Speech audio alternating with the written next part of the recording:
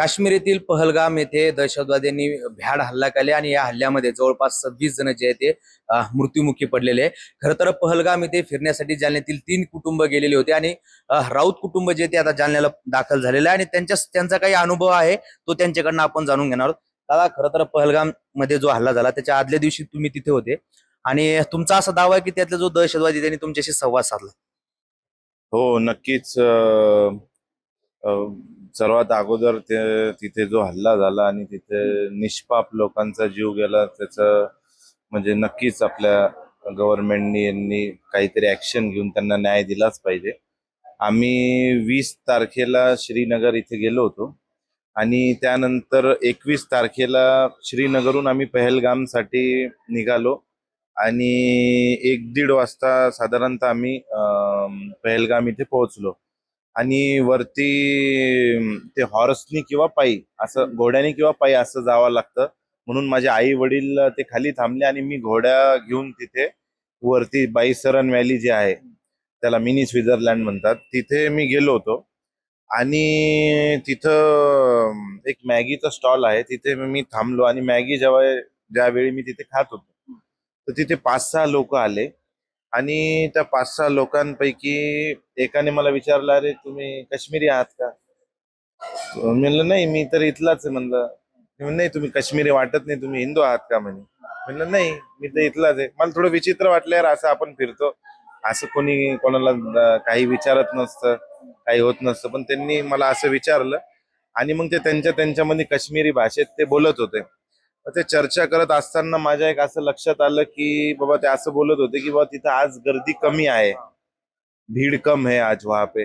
आणि मी माझ्या घोड्यावाल्याला पण विचारलं, यार म्हणजे काय चर्चा करत होते? म्हणजे आज जरा भीड़ कम आहे म्हणे. मग आम्ही तिथं नेटवर्क नसल्यामुळे मी त्या मॅगी स्टॉल वाल्याचा नंबर घेतला की बाबा मी खाली नेटवर्क मध्ये आल्यानंतर तुम्हाला पेमेंट करतो. मग मी खाली आलो, त्यांना पेमेंट केलं आणि मग आम्ही श्रीनगरला परतलो. आणि दुसऱ्या दिवशी संध्याकाळी आम्ही न्यूज बघत बसलो, मी, माझी आई, माझे वडील. तर ते आम्ही इतकं तणावाचं वातावरण, आम्ही फार घाबरलो होतो, कारण शॉकिंगच आहे इतक्या सिक्युरिटीमध्ये तिथं असा हल्ला होणं. आम्ही आणि आमच्यासोबत जितके विविध राज्यातील पर्यटक होते ते पूर्ण एका हॉटेलमध्ये, आम्ही रूमच्या सुद्धा बाहेर निघालो नाही. त्यानंतर 1-2 दिवसानंतर जेव्हा आपल्या एजन्सीजनी त्याचे जे स्केचेस रिलीज केले, त्यापैकी मला माझ्या वडिलांना मी सांगितलं, बाबा हे स्केचेस जे रिलीज केले त्यापैकी एक व्यक्ती मला बोललेला आहे. माझ्या वडिलांनी बोलले, आपलं कर्तव्य बनतं, आपण एजन्सीजला हे सांगितलं पाहिजे.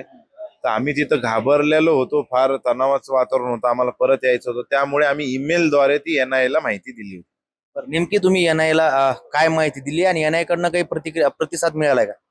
NIA ला मी सांगितलं, जी तुम्हाला घटना सांगितली, की मी तिथे काय कसं कसं गेलो आणि तिथे मला कोण काय कसा दिसला, आणि त्या स्टॉल वाल्याचा देखील मी नंबर दिला. तिथले लोक फार चांगले, पण काही लोक तिथं मिळालेले असं मला वाटतं, कारण की लोकल सपोर्ट शिवाय काही होऊ शकत नाही. परंतु बाकी लोक फार छान आहे.